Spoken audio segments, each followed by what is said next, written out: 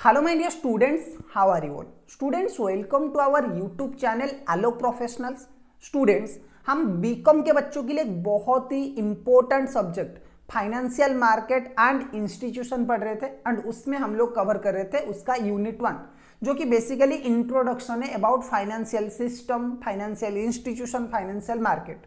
हमने अभी तक जो डिस्कस किया है उसमें क्या क्या हमने डिस्कस किया है सर? अभी तक हम लोगों ने डिस्कस किया है कि फाइनेंशियल मतलब आपका फाइनेंशियल सिस्टम क्या होता है, उसका फंक्शन एंड रोल। उसके बाद हम लोगों ने बात किया है structure and component of the financial system.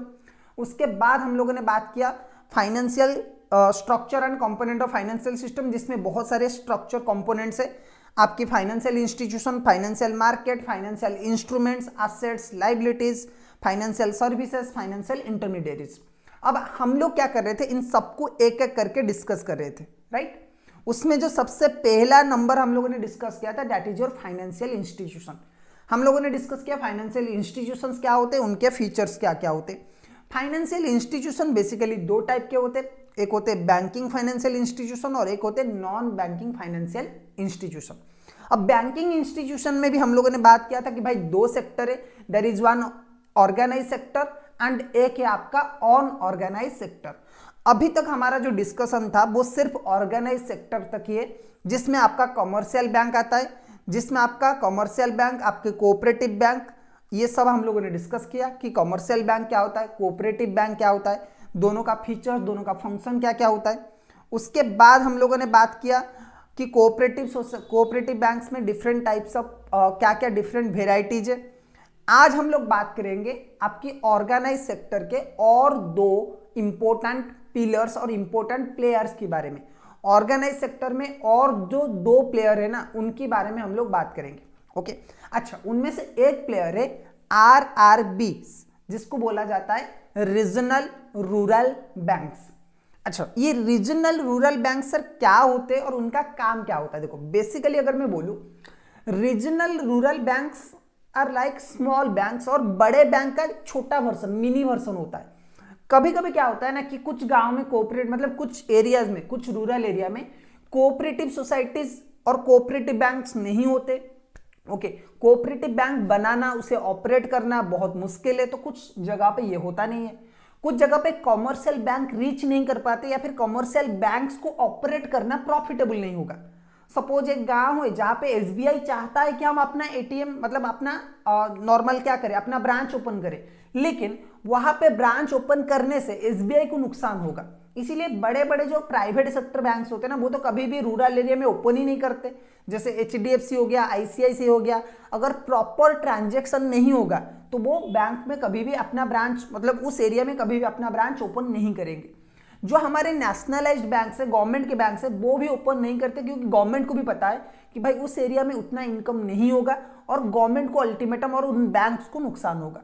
तो सर इसका सोल्यूशन क्या है? इसका सोल्यूशन है regional rural banks.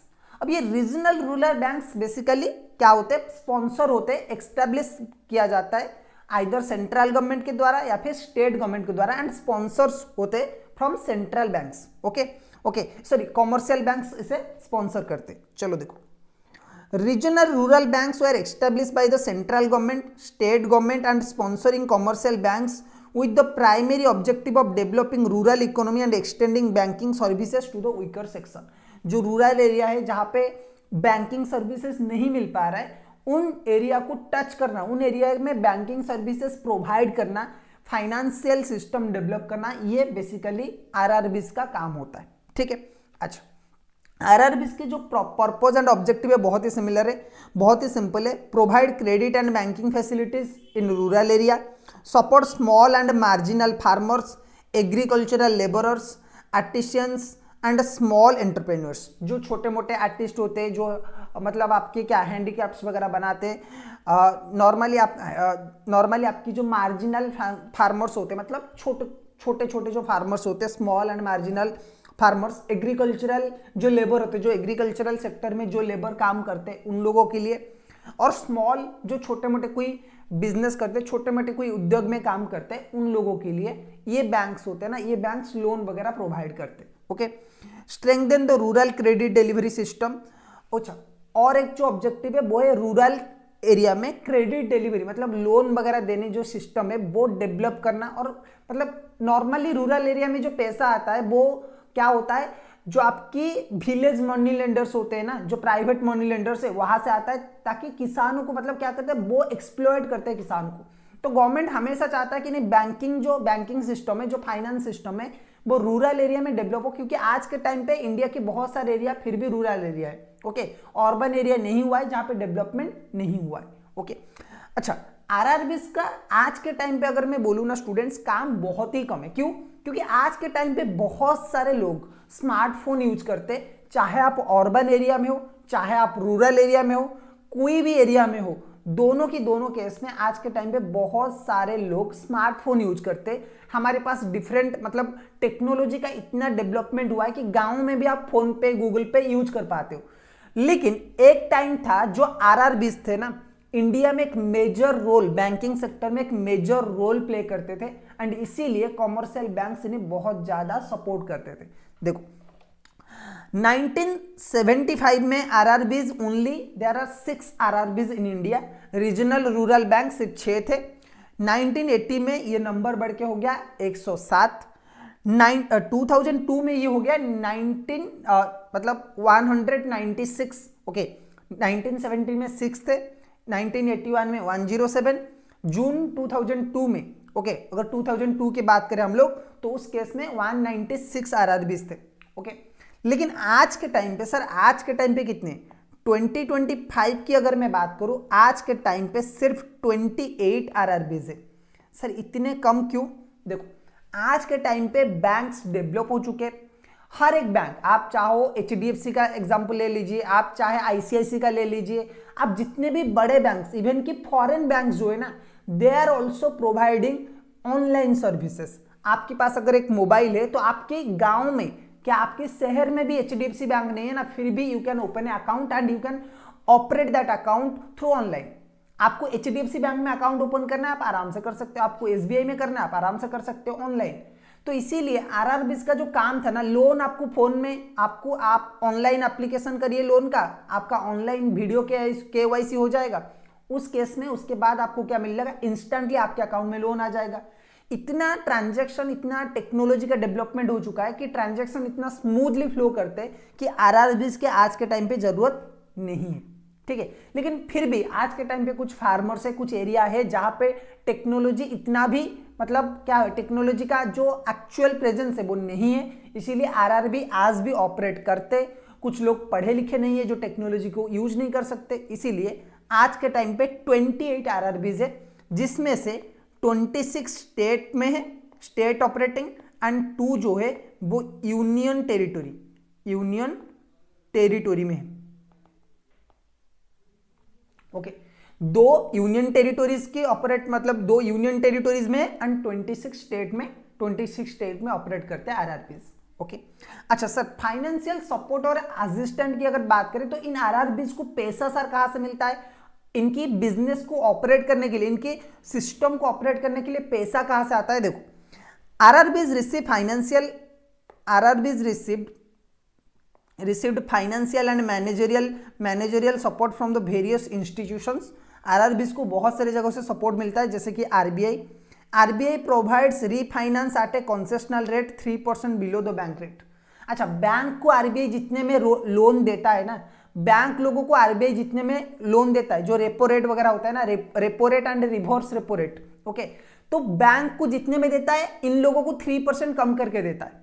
Okay, IDBI, NABARD, एसआईबीडीआई, ये जो है ना, offer managerial and financial assistance as per the regional rural bank act के हिसाब से ये जो ऑर्गेनाइजेशन है, जैसे कि नाबार्ड है, national housing board, okay, national bank of agricultural and rural development, okay, IDBI जो है, एंड आपका एसआईडीबीआई जो है ना, ये सारे जो ऑर्गेनाइजेशन है ये आरआरबीज को फंड करते हैं। ठीक है, अच्छा,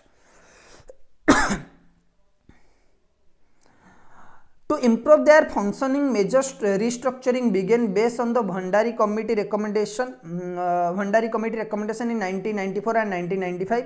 इसमें क्या क्या स्टेप्स लिया गया था? Allocation of 360 crore for restructuring, SBI involvement in the managerial strengthen and capital enhancement, government recapitalization of 1865 crore between 1994 to 98 and अब आज के टाइम पे out of 98 are fully recapitalise. 1998 99 के टाइम पे बात करें तो आरआरबीज को काफ़ी ज़्यादा पैसा एसबीआई से मिला है। एसबीआई ने बहुत सारा सपोर्ट किया है, आरबीआई ने बहुत सारा सपोर्ट किया है, गवर्नमेंट ने बहुत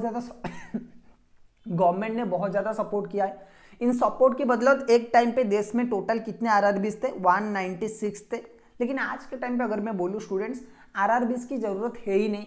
और कुछ टाइम पे आपको दिखेगा कि आज के टाइम पे 28 से, लेकिन एक टाइम आएगा कि 0 हो जाएंगे बिल्कुल, या फिर तो 1-2 बचेंगे जो बड़े होंगे। गवर्नमेंट एम्प्लॉइज को निकालना नहीं चाहता, इस वजह से मतलब गवर्नमेंट क्या चाहता है कि जो भी लोग आरआरबीज में काम कर रहे होंगे ना, उसके स्टाफ्स, उन्हें निकालना नहीं चाहता क्योंकि एम्प्लॉयमेंट देने में दिक्कत हो जाएगा। इसीलिए ये आरआरबीज आज भी ऑपरेट करते हैं।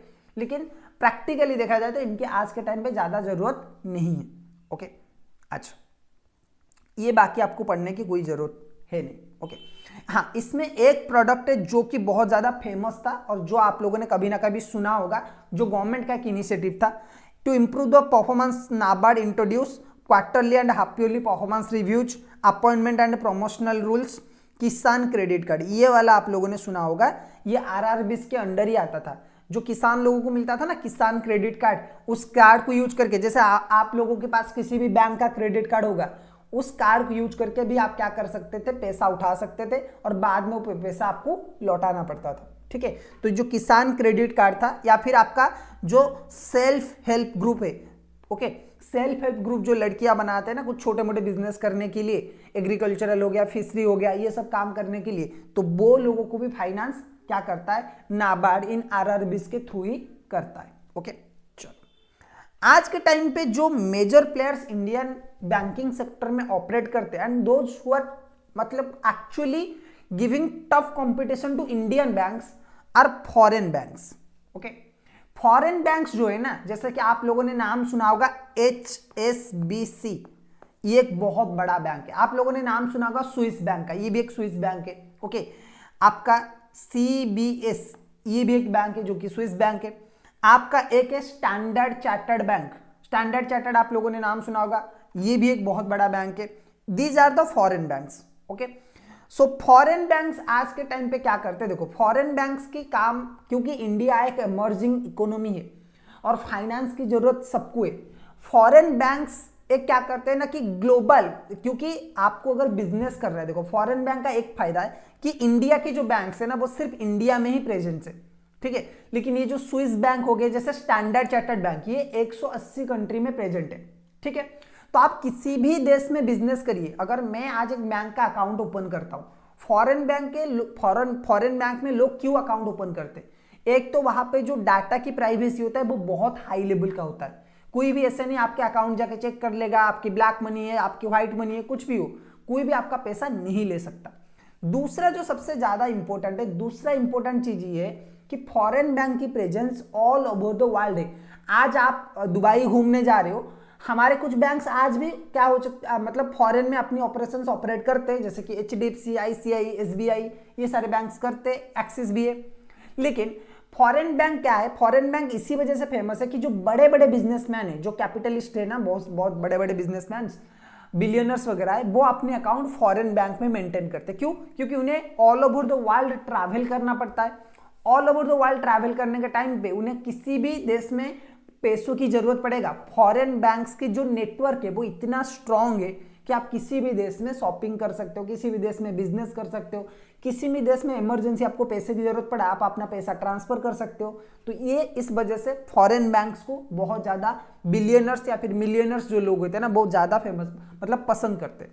ठीक है, सो आज के टाइम पे बहुत सारे, मतलब ऑलमोस्ट मैं बोलूँ कि हर एक फॉरेन बैंक अपना जो बिजनेस है वो इंडिया में कर रहा है, चाहे वो इन्वेस्टमेंट बैंकिंग हो, चाहे वो फाइनेंस हो, चाहे वो प्रोजेक्ट बड़े बड़े कंपनी को लोन देना हो, ये सारे काम ये फॉरेन बैंक्स करते हैं। ठीक है, बहुत सारे बैंक की एग्जाम्पल है यहाँ पे, बैंकॉम, कैनेलन, बार्कलेस आप लोगों ने नाम सुना होगा, bank of Indonesia international, state commerce bank of Mauritius, ये सारे जो बैंक्स है ना, ये बहुत बड़े बड़े बैंक है, स्टैंडर्ड चार्टर्ड बैंक हो गया, HSBC हो गया, CDS बैंक, CBS बैंक हो गया, ये सारे बहुत बड़े बड़े बैंक है जो आज के टाइम पे ऑपरेट करते हैं। एंड इन्हें ऑपरेट करने के लिए भी आपको RBI के रूल्स एंड रेगुलेशन फॉलो करना पड़ेगा। ऐसा नहीं है कि भाई आप फॉरेन बैंक हो तो आप कुछ भी कर सकते हो।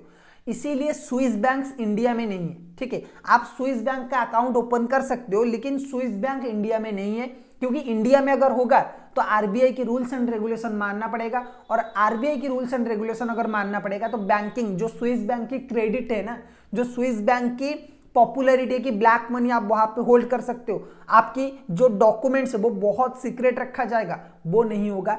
इसीलिए बैंकिंग रूल्स के दौरान आपको क्या होगा, RBI की बात मानना पड़ेगा। तो बहुत सारे बैंक है जो कि RBI की बात मान के आज के टाइम पे इंडिया में ऑपरेट कर रहे हैं। कुछ लोग हैं जो कि ऑनलाइन अपना सर्विसेज प्रोवाइड करते हैं। सही है, चलो। तो सर इसका मतलब हमारा जो ऑर्गेनाइज सेक्टर था, organise sector, foreign banks, RRBs, ये सब खत्म हो गया। देखो ऑर्गेनाइज बैंकिंग सेक्टर में हमारे बेसिकली चार प्लेयर थे। Commercial bank who is the main player, उसके बाद कोऑपरेटिव बैंक्स जो उससे छोटा छोटा है, उसके बाद अगर हम देखें तो RRBs, regional rural banks, and last में आते हैं फॉरेन बैंक्स। फॉरेन बैंक्स इन सबसे बहुत बड़े, foreign banks are commercial banks but they are not registered in India, और दे आर ऑपरेटिंग और दे आर डेवलप्ड और रजिस्टर्ड आउटसाइड इंडिया, इसीलिए उन्हें बोला जाता है फॉरेन बैंक्स। ठीक है, चलो सर। सो यहां तक हम लोगों ने डिस्कस कर लिया। अब हम लोग आगे बात करेंगे, और आगे हम लोग बात करेंगे ऑन ऑर्गेनाइज सेक्टर। अब ऑन ऑर्गेनाइज सेक्टर में नॉर्मली हमारे दो लोग हैं। ओके, ऑन ऑर्गेनाइज सेक्टर में हमारे बेसिकली दो लोग हैं, तो उनके बारे में हम लोग बात करेंगे। Unorganise banking sector, unorganise sector में दो मेजर प्लेयर्स है, एक है इंडिजीनियस बैंकर्स और एक है प्राइवेट मनी लेंडर। ओके, एक है इंडिजीनियस बैंकर और एक है प्राइवेट मनी लेंडर। अच्छा, ऑन ऑर्गेनाइज सेक्टर का मतलब क्या है सर, कि RBI के रूल ना यहां पे नहीं चलते सर, इनके ऊपर RBI के रूल नहीं चलते। ओके, RBI का जो भी बैंकिंग रेगुलेशन है, बैंकिंग रूल्स है, वो यहां पे एप्लीकेबल नहीं होते, ये अपना रूल खुद बनाते। ठीक है, हाँ गवर्नमेंट का कुछ इंटरवेंशन या फिर कुछ प्राइवेट रूल्स इन्हें मानना पड़ेगा, लेकिन ये नॉर्मली बहुत क्लोज एरिया में ऑपरेट करते, छोटे एरिया में ऑपरेट करते, और अपना बिजनेस अपने कंट्रोल में होता है, इनके ऊपर किसी का कंट्रोल नहीं होता है। ठीक है, तो दोनों के बारे में बात करेंगे।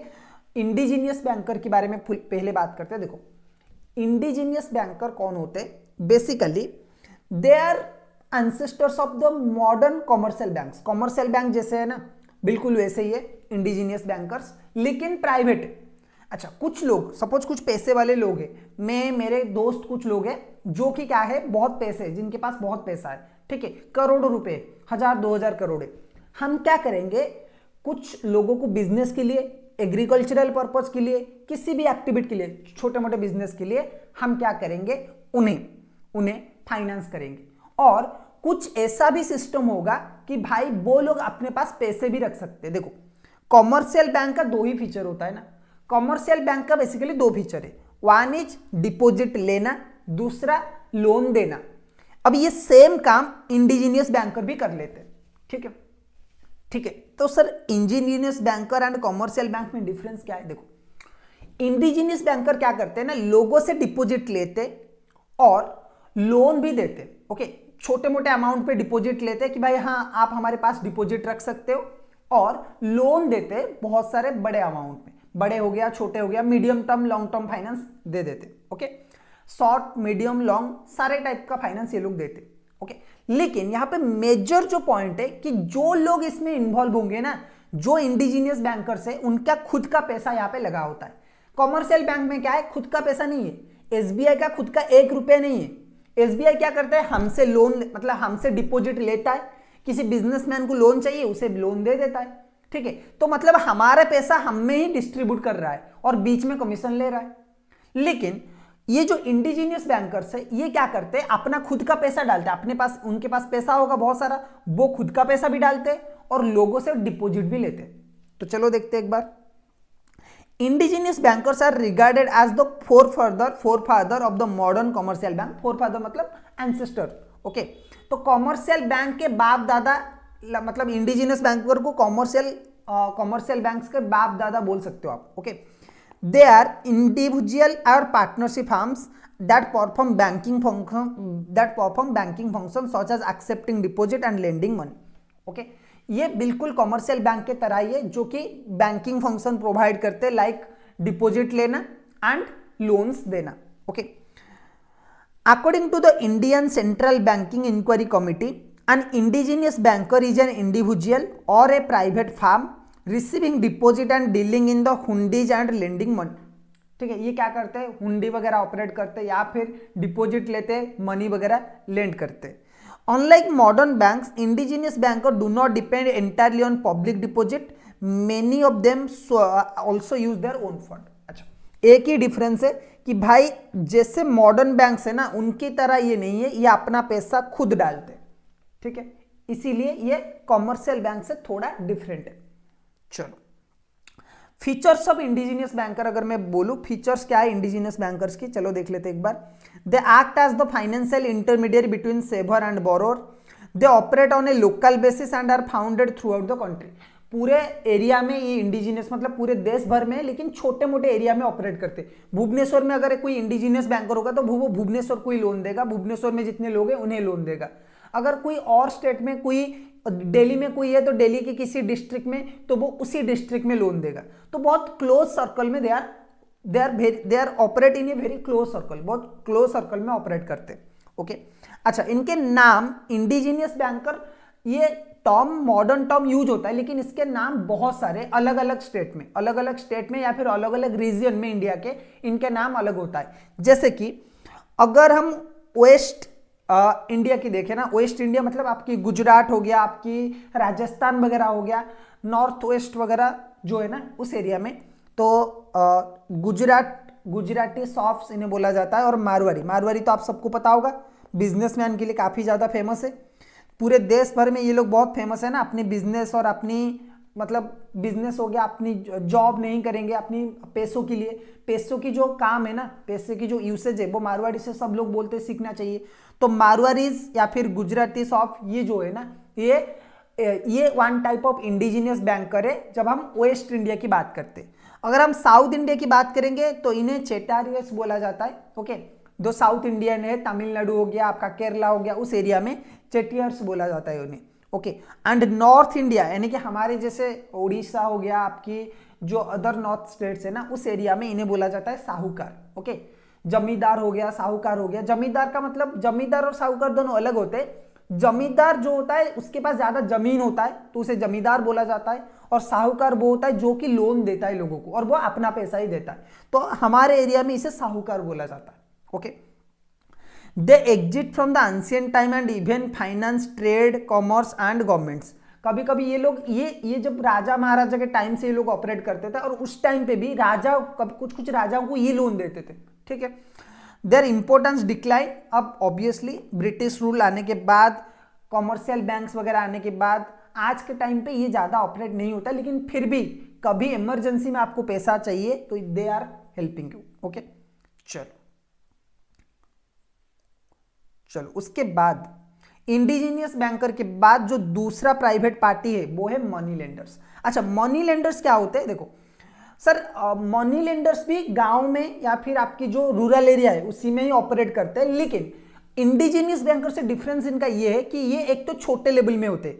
सपोज आपने किसी अपने लोकल एरिया में, अपने गांव में किसी पैसे वाले से आपने उधार ले लिया पैसा, तो उसे हम बोलेंगे मनी लेंडर. अब मनी लेंडर का एक डिमेरिट जो है ना वो ये है कि ये सिर्फ अपना पैसा, मतलब एक फीचर जो है वो ये है कि सर ये सिर्फ पैसा डिपॉजिट मतलब लोन देते, ये डिपॉजिट नहीं लेते, ये अपना खुद का पैसा दूसरों को लोन देते और ब्याज बहुत ज्यादा लेते. इनकी जो रेट ऑफ इंटरेस्ट होता है ना वो बहुत ज्यादा हाई होता है, कभी कभी तो 60% के आसपास हो जाता है, मतलब महीने का 5% 6% ऐसा होता है. ठीक है, चलो अच्छा, ये रूरल एरिया में, रूरल एंड अर्बन एरिया में स्मॉल फाइनेंस मतलब छोटे मोटे टाइप के जो लोग लोन है ना वही लोग देते. छोटे मोटे ट्रेडर्स हो गया, फार्मर हो गया, मर्चेंट हो गया, शॉपकीपर हो गया, गोल्ड स्मिथ हो गया, ये जो होते हैं ना यही होते money lenders. Okay, large farmers, traders, merchants, village shopkeeper, gold Smith, okay, ये जो होते हैं ना आयरहटीज, ये जो होते हैं ये होते हैं मनी लेंडर्स. ओके, अच्छा, इनका डिफरेंस इंडिजीनियस बैंकर से सर कैसा है? देखो, इंडिजीनियस बैंकर्स डिपॉजिट लेते एंड लोन भी देते, ये सिर्फ और सिर्फ लोन देते, तो ये भी क्या है, अनऑर्गेनाइज सेक्टर में ऑपरेट करते हैं। लेकिन आज के टाइम पे भी जितने भी रूरल एरिया के लोग हैं पैसा यही से लेते, मनी लेंडर या फिर इंडिजीनियस बैंकर। तो आरबीआई भले ही इन्हें कंट्रोल ना करे, लेकिन इंडिया की फाइनेंशियल सिस्टम, इंडिया की जो कोर फाइनेंशियल सिस्टम है ना, कोर फाइनेंशियल सिस्टम इन्हीं के ऊपर डिपेंडेंट है। ठीक है, तो स्टूडेंट्स आज के क्लास में हमने बहुत सारी चीजें कवर कर लिया। ओके, सो आज के क्लास में बस इतना ही, फिर मिलेंगे और एक क्लास में। अगर वीडियोज आपको अच्छा लग रहा है तो वीडियो को लाइक करिए, चैनल को सब्सक्राइब करिए, फिर मिलते हैं, तब तक के लिए कीप लीडिंग।